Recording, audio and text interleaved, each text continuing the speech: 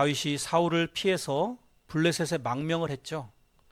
블레셋에 망명해가지고 어찌 보면 겉으로 볼 때는 굉장히 편안하고 안정적인 상태로 지내고 있었습니다.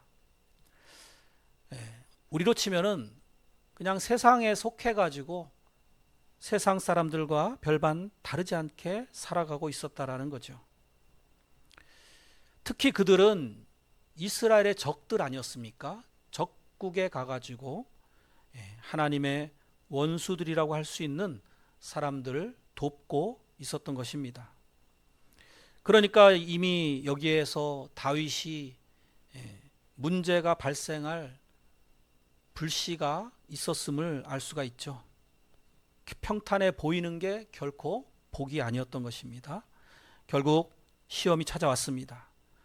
블레셋 왕의 명령에 의해서 다윗과 그 수하들이 이스라엘과 전쟁에 참가하라는 그런 상황에 처하게 되었던 것입니다. 그러다 보니까 참 이 다윗으로서는 난처하지 않을 수 없죠. 블레셋 편에 서야 되는데 그렇다고 해가지고 자기의 조국 이스라엘을 배신해야 되는 이러한 상황에 처했던 것입니다. 만약에 다윗이 이 상황에서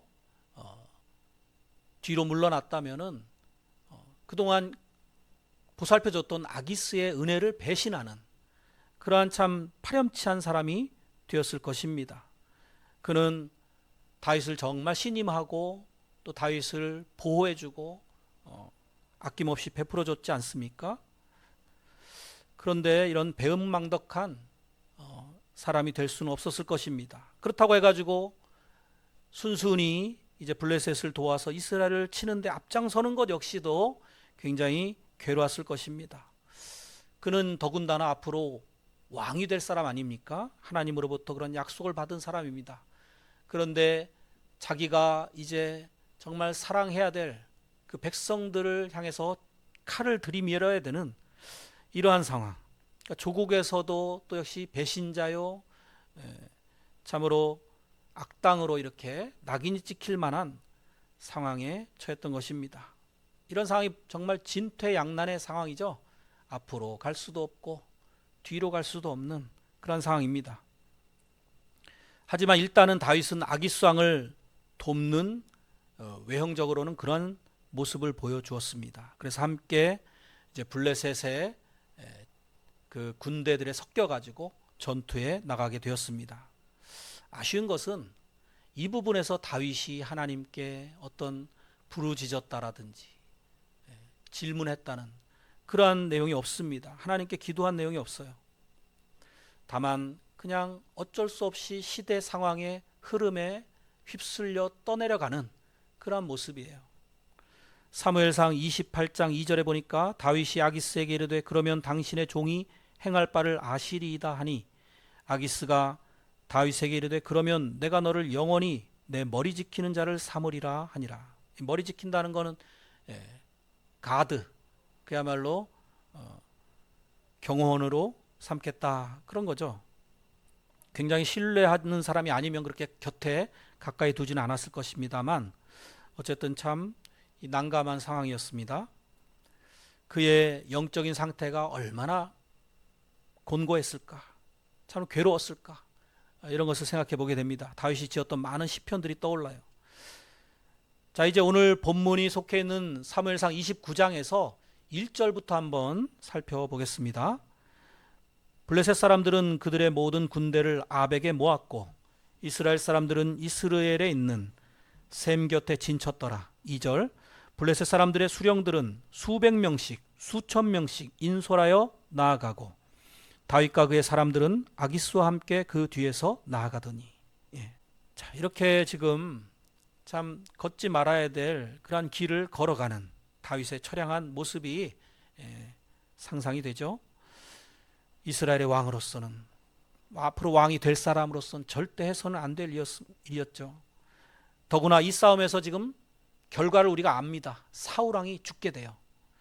그러니까 만약에 이 싸움에 다윗이 앞장을 선다면 다윗이 그동안에 사울을 2번이나 절호의 기회 가운데서도 살려주지 않았습니까?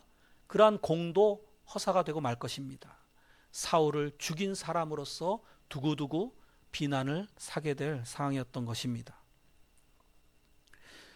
그런데 블레셋은 하나의 특징이 있었습니다. 이 블레셋이라고 하는 국가는 한 왕이 통치하는 그런 아주 체계적인 국가는 아니었습니다.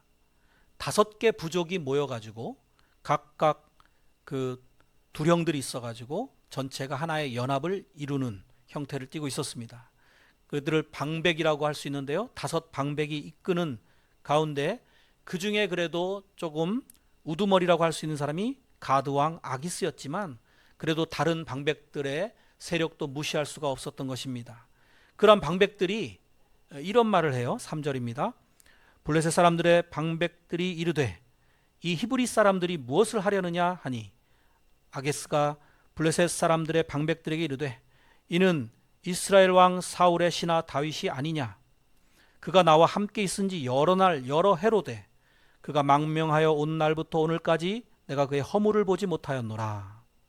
블레셋 방백들이 이 히브리 사람들이 지금 뭐하러 하고 지금 여기에 전쟁터에 나왔느냐 이런 식으로 지금 따져 묻고 있죠. 그러니까 아기스 왕이 거기에 대해서 다윗을 변호하고 있는 그러한 구절입니다. 사실 이렇게 이들이 지금 뭐 하고 있습니까? 라고 하는 이 질문 어찌 보면 세상 속에 살아가는 우리들에게도 물어봐야 될 질문일 것입니다. 우리가 과연 지금 뭐 하고 살아가고 있습니까? 우리 자신에게 한번 물어봐야 돼요.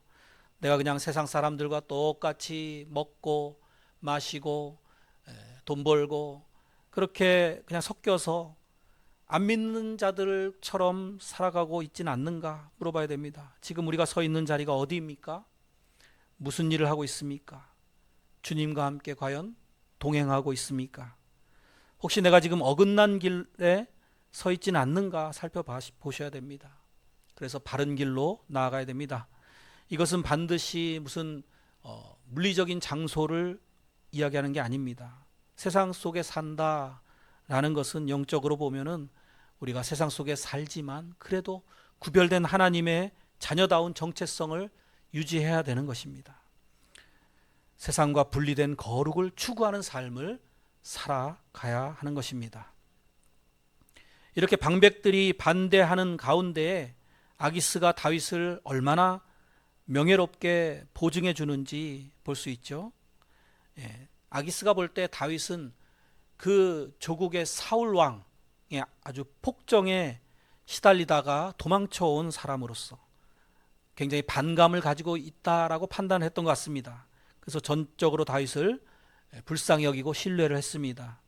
그에게 일을 맡겨도 좋겠다라고 판단했던 것입니다. 여기에 보면 그렇게 말하죠. 그가 나와 함께 있은지 여러 날 여러 해로 돼 이렇게 이야기를 하죠. 다윗이 블레셋에 망명한 기간이 구체적으로 어느 정도였습니까? 우리가 전에 살펴봤던 사무엘상 27장 7절에 보면 다윗이 블레셋 사람들의 지방에 산 날수는 1년 4개월이었더라고 말씀합니다. 1년 4개월이면 사실 어떤 한 사람에 대해서 어느 정도 알기에는 충분한 시간이죠. 그 정도 기간을 같이 겪어보니까 다윗에게서 어떤 허물도 발견하지 못했다라는 것입니다.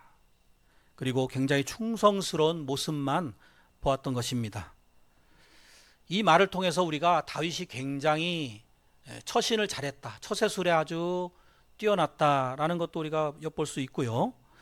그리고 사실 아기스 왕 모르게 자기가 조국에 대해서 품고 있는 어떤 그 사랑하는 마음 이런 것을 잘 감췄다라고 볼 수가 있습니다. 그래서 다윗을 아기스 왕이 볼 때는 오히려 조국을 미워하고 조국에 또 미움을 받고 있는 것처럼 생각을 했습니다.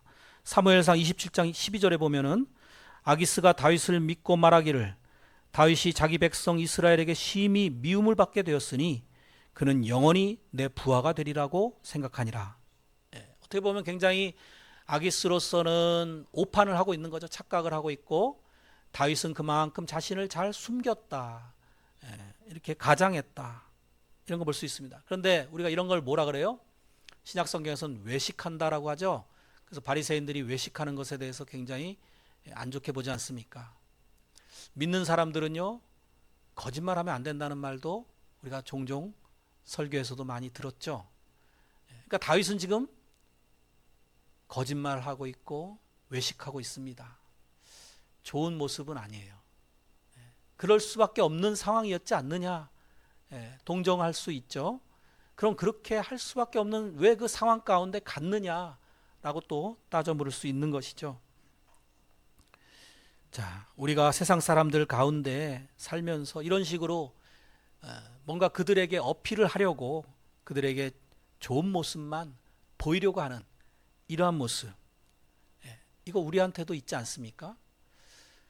그래서 우리가 다윗이 완벽하지 않다라고 하는 것도 여기서 엿보면서 또 한편으로는 다윗에 대해서 우리가 마냥 비난할 수만은 없는 것입니다.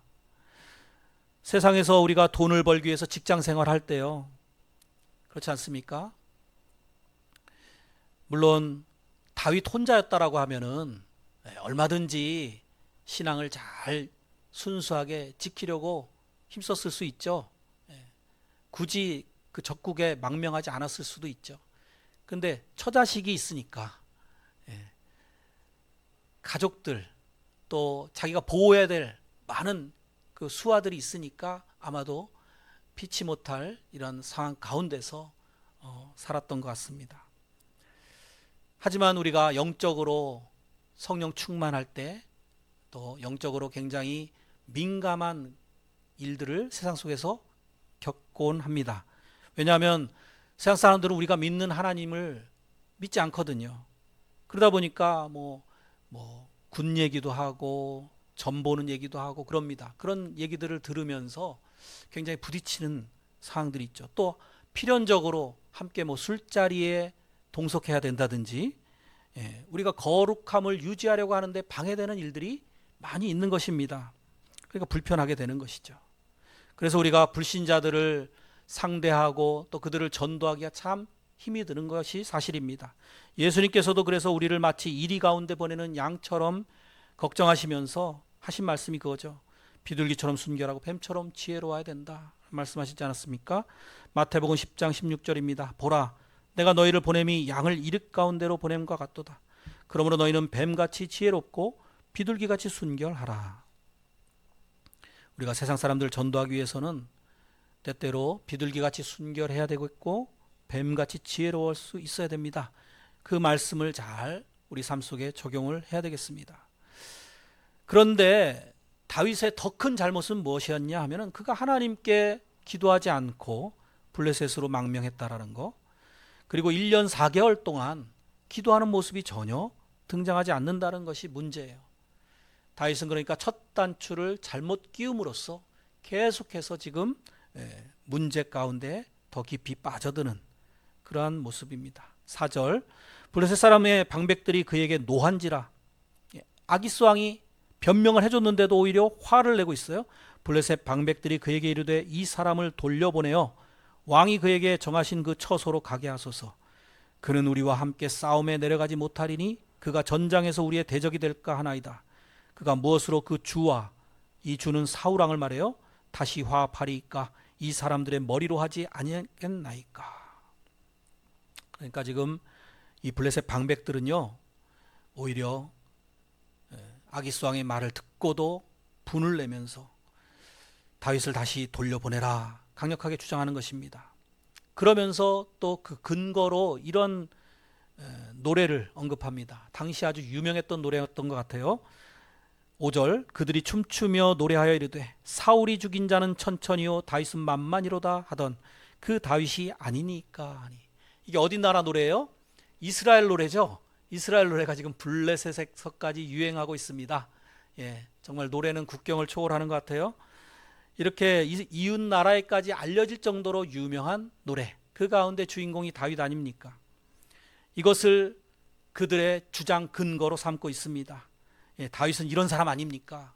사울은 천천을 죽일 때 다윗은 만만을 죽였습니다. 우리 블레셋 사람들을요. 이러면서 블레셋과의 오랜 원수지간이었음을 언급하고 있습니다. 다윗에 관한 이 노래 있죠. 이 유명한 노래가 사무엘상에서 종종 등장하던 때를 한번 생각해 봅시다.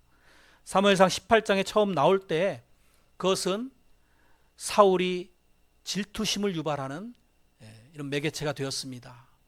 자기보다 훨씬 인기를 얻고 있는 다윗을 질투하게 되었죠. 그래서 결국은 사울이 다윗을 죽이려고 하는 그러한 근거가 되지 않았습니까?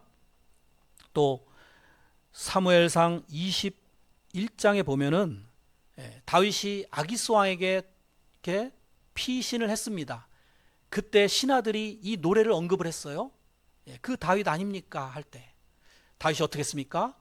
생명의 위협을 느끼고 거기서 미친 척 연기를 하지 않았습니까? 침을 질질 흘리며 벽에 끄적거리면서 연기를 했습니다.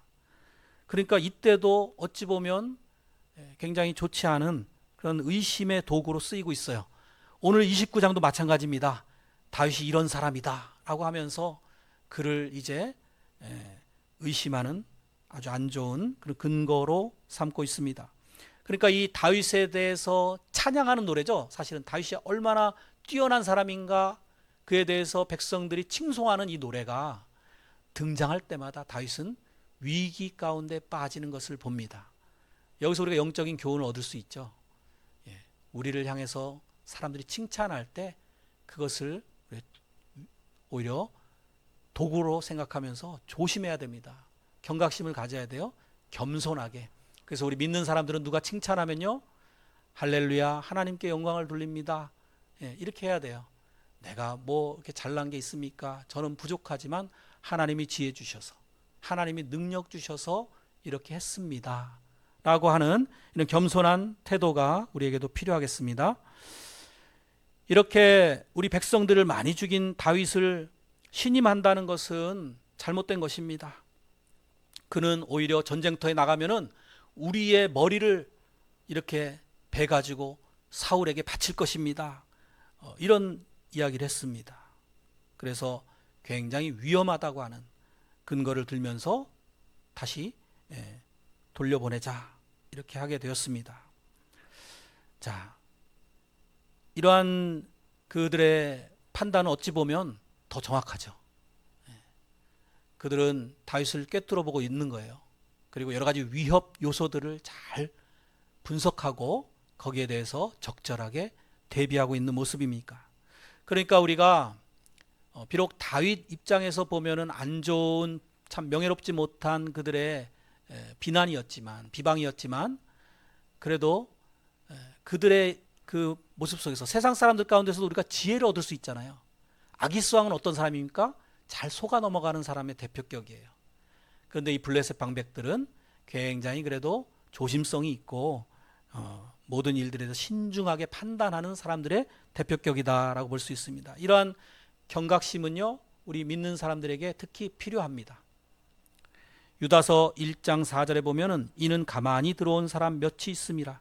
그들은 옛적부터 이 판결을 받기로 미리 기록된 자니 경건하지 아니하여 우리 하나님의 은혜를 도리어 방탕한 것으로 바꾸고 홀로 하나이신 주제 곧 우리 주 예수 그리스도를 부인하는 자니라. 이단들이 가만히 교회 안에 침투한다는 것입니다. 제가 요새 보니까요, 저한테도 자꾸 이렇게 전도하는 사람들이 있어요. 그래가지고 이렇게 책자를 줘요. 그래서 저는 교회 다닙니다. 이렇게 하고 이제 책자를 안 받으면은 그래요. 이거는 교회 안 다니는 사람들은 이거 잘 몰라요. 너무 어려워서 다니시는 분 읽어야 돼요. 그러면서 또 주는 거예요. 참. 그리고 또 제가 가는 역에 보면은 JMS 사람들이 두 사람이 서가지고 여성 둘이 계속 JMS 그 정명석을 막 옹호하는 그런 이야기를 계속 거기서 하면서 전도하는 모습을 또 봅니다. 또 우리 교회도요. 어떻게 우리 교회까지 그 신천지 신문이 들어오고 있어요? 참 이런 것들을 보면서 가만히 들어오는 사람 우리가 주의하고 경각심을 가져야 되고, 말세기 때문에 자꾸만 우리의 신앙을 더 미혹하는 영들이 많이 활동을 하고 있다는 거 우리가 알아야 됩니다. 그래서 이렇게 지금 아기스 왕보다는 사실 방백들을 우리가 영적으로는 좀 배울 점이 있다고 봅니다. 자, 그래서 어쨌든 다윗이 회군을 해요. 다시 그 살던 동네로 갑니다. 그런데 사실 다윗이 은근히 이거 바라는 일 아니었을까요? 지금 이스라엘과의 전쟁터에 자기가 지금 어쩔 수 없이 끌려가고 있었는데 정말 전화위복이 된 거죠. 오히려 화가 복이 되었습니다. 이렇게 하나님이 일하시는 방법은요, 우리 어떤 인간적인 지혜를 초월해서 원수들의 그 비난까지도 사용하시는 것을 봅니다. 이것이 하나님의 섭리였다라는 것을 어디서 또 발견하게 되냐면은, 우리가 이제 앞으로 살펴볼 30장에 가보면은요, 이때에 만약에 다윗이 회군을 하지 않았다라고 하면은, 지금 집에는 어떤 일이 일어났는지 아십니까? 처자식 다 끌려갔어요. 지금 함께 했던 그 백성들, 지금 남겨놓고 왔던 그 어린이 또 노인들, 이렇게 연약한 사람들 다 끌려갔어요. 포로로, 아말렉에. 자, 그러니까 만약에 이때 회군을 하지 않았다면, 그래서 다시 다윗이 그들을 추격하게 되고 다시 찾아옵니다. 구원해 옵니다. 그러니까 이게 하나님의 섭리였다라는 것을 알 수 있는 것이죠. 이때 하나님이 역사하셨구나, 다윗을 사랑하셨구나 하는 걸 알 수 있고요. 또 그로 인해서 그렇게 가족들이 끌려가게 되고 이스라엘 백성들이 다윗을 그래서 다윗한테 그 화를 분풀이를 하게 돼요. 막 돌로 쳐 죽이려고 해요, 다윗을. 그러는 가운데 다윗이 하나님 앞에 간절히 기도하는 모습이 나와요. 자, 여기서 이제 다시 다윗이 하나님께 드디어 기도하게 되었습니다. 1년 4개월 동안 기도하지 않고 세상 사람들과 비슷하게 살았던 다윗이 다시 신앙을 회복하는 모습은 어디에서 발견하게 된다고요? 고난 가운데서. 그 자신의 사랑하는 아내들이 끌려가고, 또 자기가 사랑했던, 보호했던 그 수하들의 가족들이 끌려가고, 그리고 자기가 돌에 맞아 죽을 뻔하는 이런 위기 가운데서 하나님께 나아갈 수 있게 되었던 것입니다. 이런 기가 막힌 하나님의 섭리, 그리고 그 타이밍, 이런 것들을 통해서 우리는 아무리 고난이 우리에게 온다 할지라도 하나님께서는 어떻게 인도하실지 모르지만 우리가 알지 못하는 방법으로 우리에게 피할 길을 주시고 우리를 반드시 유익하게 선하게 이끌어 주실 것이다 라는 것을 발견하게 됩니다. 그 하나님이 이끄심의 결과는 분명히 우리에게 승리일 것이다 라고 믿으시기를 축복합니다. 하나님께서는 택한 백성들인 우리 성도들이 연약해서 다윗처럼 거듭거듭 실수를 하고 잘못을 저지를지라도 그 놀라운 섭리 가운데 구속사를 여전히 이끌어 가시면서 마침내 그리스도의 재림으로 완성하실 이 승리의 그 목표를 향해서 끊임없이 이끌어 가시는 것입니다. 이 사실을 믿으시기 바랍니다. 그리고 우리의 구원과 천국의 승리를 확신하시기 바랍니다. 그래야 우리가 어떠한 역경 가운데서도 고난 가운데서도 흔들리지 않고 믿음 생활을 잘 해나갈 수가 있는 것입니다. 이제 다윗에게 아기스가 왕이 이렇게 이야기를 합니다. 6절, 아기스가 다윗을 불러 그에게 이르되 여호와께서 살아계심을 두고 맹세하노니 네가 정직하여 내게 온 날부터 오늘까지 내게 악이 있음을 보지 못하였으니 나와 함께 진중에 출입하는 것이 내 생각에는 좋으나 수령들이 너를 좋아하지 아니하니 그러므로 이제 너는 평안히 돌아가서 블레셋 사람들의 수령들에게 거슬러 보이게 하지 말라 하니라. 이 6절에서 저는 좀 놀랐어요. 아기스가 이방 신을 섬기는 이방 사람이 여호와께서 살아계심을 두고 맹세하노니 라고 다윗에게 이제 다윗을 위로하면서 격려하면서 이런 얘기를 하는 거예요. 이교도인의 입에서 하나님에 대한 이름이 언급이 되고 있는 것입니다. 우리에게 적용해 본다면요, 우리 믿는 사람들을 세상 사람들이 눈여겨보고 있다라고 하는 사실이에요. 그래서 우리의 삶이 그들이 볼 때도 하나님 참 잘 믿는구나 저 사람은 이렇게 보이고, 또 생활도 굉장히 바르게 하니까 우리가 믿는 하나님에 대해서 그들도 마음이 열린다라는 것입니다. 지금 아기스 왕이 그렇게 마음이 열린 상태였어요. 물론 그들이 하나님이 어떤 분이신지는 정확하게 모르겠죠. 자기가 섬기는 그 이방신을 섬기고 있겠죠. 하지만 우리가 믿는 신앙에 대해서도 인정을 해주고 우리의 신앙생활에 대해서 마음이 열려있다라고 하는 것, 전도의 어떤 기회가 열려있다라는 것이죠. 그래서 이게 우리가 필요한 자세인 것입니다. 디모데전서 3장에 보면은 감독의 자격이 나와요. 그 가운데 이러한 자격이 있습니다. 디모데전서 3장 7절에 또한 외인에게서도 선한 증거를 얻은 자라야 할지니 비방과 마귀의 올무에 빠질까 염려하라.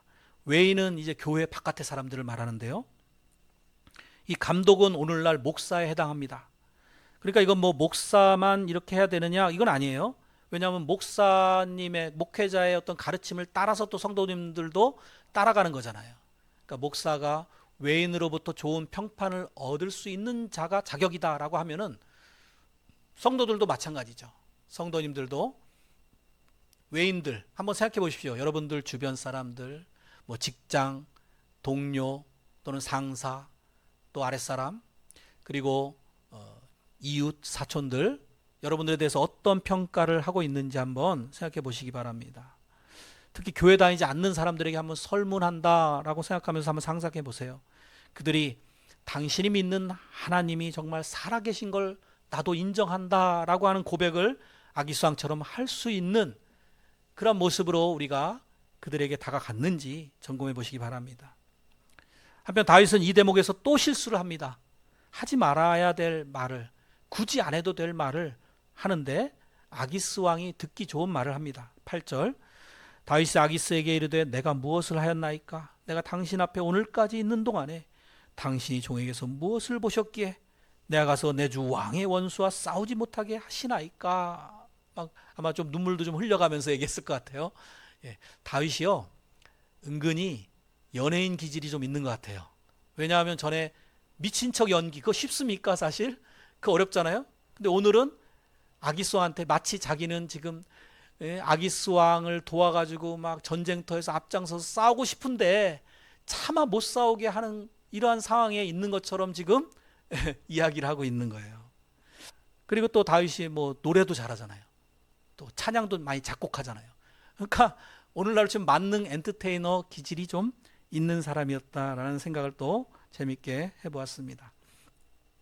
어쨌든 여기에 이 말은 다윗의 진심은 아닐 것입니다. 왜냐하면 정말 하나님을 사랑했고 또 하나님의 백성이 이스라엘을 사랑했던 사람 아닙니까? 사울왕을 심지어 죽이지 않으려고까지 했던, 기름 부은 자를 내가 어찌 죽입니까? 했던 사람이 지금 전쟁터에 앞장서겠다? 이건 진심이 아니죠. 그렇지만 이것을 굳이 아기스 왕한테 얘기를 하면서까지 잘 보이려고 하는, 오늘날로 붙이면 어쩌면 상사한테 잘 보이려고 굽신굽신거리는 모습이에요. 아첨하는 그런 모습이에요. 좋지 않은 모습이죠. 우리 믿는 사람들은 거짓말도 하지 말아야 되고 또 이렇게 거짓된 모습을 굳이 보이지 않아야 됩니다. 당당하게 하나님 믿는 사람답게 정직하게 진실하게, 그러면서도 충성하면 되는 거 아니겠습니까? 하지만 여기에서는 굳이 하지 않아야 될 이런 모습을 하는 것을 보면서 다윗도 역시 불완전하구나, 완벽한 사람은 아니구나, 하나님의 마음에 맞는 사람이다라고 인정을 받았지만 그래도 역시 우리처럼 우리와 똑같은 성정을 가지고 실수하고 또 다시 회개하고 다윗이 회개하는 게 아주 유명하잖아요. 시편 51편. 그렇게 다윗처럼 우리도 잘못할 수 있지만 하나님 앞에 회개로 용감하시기 바랍니다. 그러자 아기스 왕이 했던 말이 바로 오늘 우리가 읽었던 본문이에요. 다시 한번 보겠습니다. 9절 아기스가 다윗에게 대답하여 이르되 네가 내 목전에 하나님의 전령같이 선한 것을 내가 아나 블레셋 사람들의 방백들은 말하기를 그가 우리와 함께 전장에 올라가지 못하리라 하니. 하나님의 전령같이, 이게 하나님을 안 믿는 사람의 입으로부터 흘러나왔다는 게 너무 감동이 되더라고요. 그래서 오늘 제목은 하나님의 전령같이입니다. 이번 한 주간 살아가실 때 정말 하나님의 전령같이 살아냅시다. 정말 불신자들이 우리를 보면서 이런 표현을 할 수 있다면 이보다 더 좋을 수 있겠습니까? 물론 아기스는 지금 다윗한테 속았죠. 다윗의 거짓말에 속아서 다윗이 마치 하나님의 전령처럼 생각이 되었지요. 하지만 1년 4개월입니다. 이게 뭐 쉽게 속일 수 있는 기간이 아니죠. 그러니까 진실되게 다윗이 정말 선한 모습, 아기스 왕이 볼 때도 참 바르다, 하나님 믿는 사람은 저렇게 다르구나, 이런 모습을 꾸준히 보여주었을 것입니다. 다윗은 물론 여기서는 지금 위선자요, 이중인격자처럼 이렇게 거짓말쟁이로 보이지만 그것은 우리가 본받지 말아야 돼요. 그러니까 우리가 성경을 읽을 때도요, 반면교사로 삼을 부분은 분명히 그렇게 삼으시고 또 본받고 따라야 될 부분은 당연히 따라야 되는 것이죠. 여기서 우리가 본받고 따라야 될 건 뭡니까? 믿지 않는 사람들로부터 하나님의 이름을 칭송하고, 당신은 정말 하나님의 전령 같습니다. 오늘날로 치면은요, 당신은 정말 예수 믿는 사람 같습니다.